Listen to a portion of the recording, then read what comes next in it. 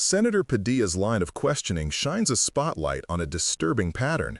Career prosecutors with decades of experience and proven records being pressured or even removed simply for insisting on adherence to court orders and constitutional mandates. Michelle Beckwith's firing is a stark example.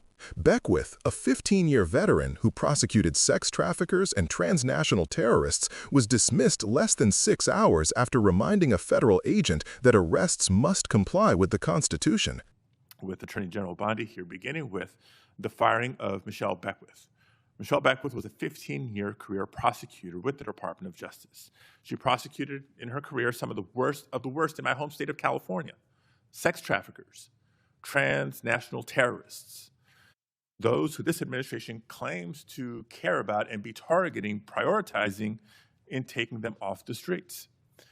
And it may surprise some to learn that Ms. Beckwith was unceremoniously marched out of her office and fired from her job in July of this year.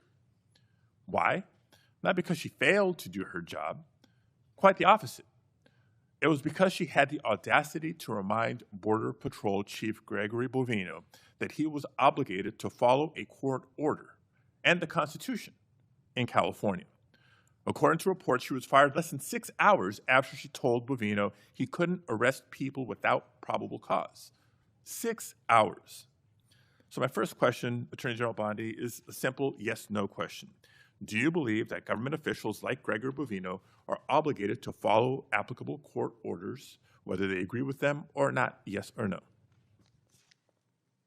First, Senator Padilla, you have gone on for over 5 minutes, and I wish that you loved your state of California as much as you hate President Trump. We'd be in really good shape then, because violent crime in California is currently 35% higher than the national average. Property crime in California is 18% higher than the national average. That should be something that we should be talking about and working together on, yet we're not. And no, this is important. You're talking about all of my agencies, and I want to let you know what DEA has been doing, and they are working hand in hand with I appreciate security. that. And I'm no, you can't go on for 5 minutes and criticize my agents who are out working without pay right now because you voted to shut down the government.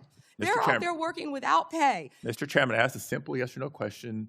Attorney General Bondi DEA, 4,500 kilos of fentanyl and 50 million fentanyl pills off the streets. While under your watch, FBI, 23,000 violent criminals. U.S. Marshals, 51,000 fugitives. I'm not getting an answer to my question. I'm trying to move on to the next question or the next topic. Mr. Chairman, order, please. Thank you.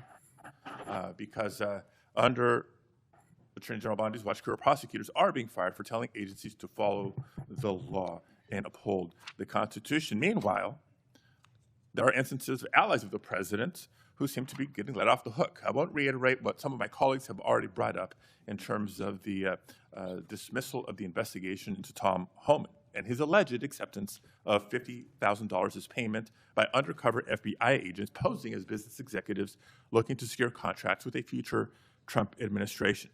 Because if the reports are true, it's not just the underlying conduct of Mr. Homan, which would be absolutely unacceptable, but the dismissal of the investigation charges raises concerns about the influence of the White House on the Department of Justice.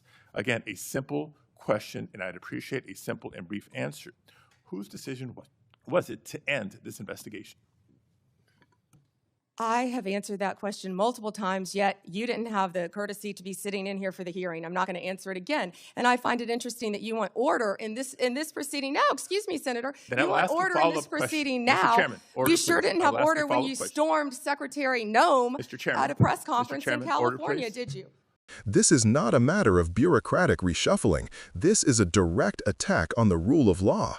Public trust in the Department of Justice is built on the belief that justice is impartial and prosecutions are based on evidence, not political loyalty. Yet under this administration, we see evidence of DOJ resources being diverted away from traditional priorities like organized crime, counterterrorism, and civil rights toward politically charged areas like immigration enforcement. I'll ask a follow-up question. Would you commit to either releasing the tape or at least making it available for members of this committee to review, yes or no? Senator, you have not been sitting in here this entire hearing. I've answered the question, And I also want to tell you that our ATF agents have seized 25,000 illegal firearms. So we will try again and move on to a different In your topic. home state, we are prosecuting Chairman, illegal order, aliens please. who have Mr. raped and Chairman, murdered young order, please. girls. Thank you. So when I have been in this hearing, I've been watching from my office, monitoring the entire hearing, just so everybody is aware. But since I'm not getting answers to my questions, I'll try to ask one last subject area.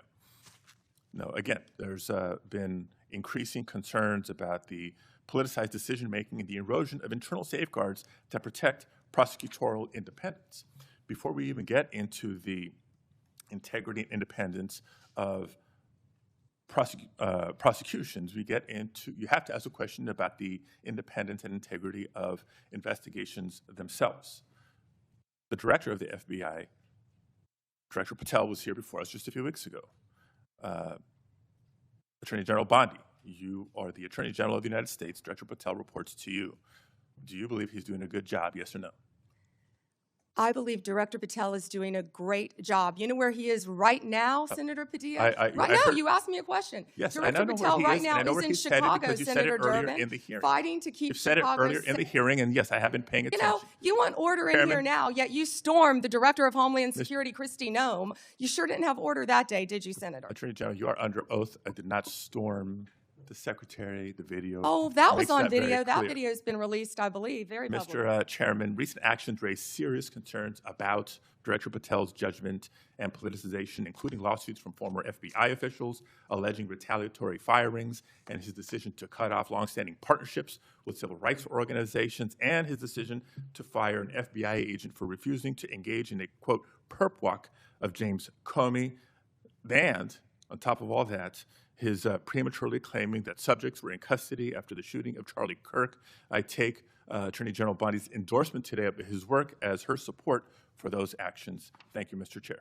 While border security is important, it should not come at the expense of the DOJ's core mission to protect all Americans equally under the law. The hearing also underscores troubling questions about accountability and transparency. When Senator Padilla pressed Attorney General Bondi on the dismissal of investigations involving Trump allies, she refused to provide direct answers. This pattern, avoiding clear yes or no answers in the face of pressing questions, signals a broader problem, a leadership that prioritizes political expediency over public service. When career officials see that their loyalty to the law can cost them their careers, it sends a chilling message through the department, undermining morale, integrity, and the very foundation of justice.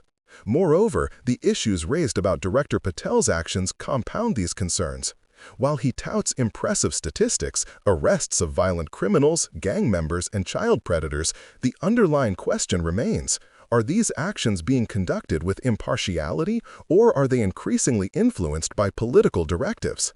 When the DOJ becomes a tool for the president's personal or political goals, it diminishes public trust and endangers the principle that no one is above the law. Senator Padilla's insistence on clarity is vital. The public deserves to know that the DOJ operates transparently, independently, and with full accountability. Career professionals like Beckwith are the backbone of this system, and their expertise must not be sidelined to protect political interests. Without this independence, the DOJ risks becoming a partisan instrument rather than the guardian of fairness and the rule of law. This hearing is not just about one administration. It's a critical moment for the American people to understand how the balance between law, ethics, and political influence can be threatened. It is a reminder that public trust is fragile and constant vigilance is necessary to ensure that justice remains impartial and that the Department of Justice serves the people, not the powerful.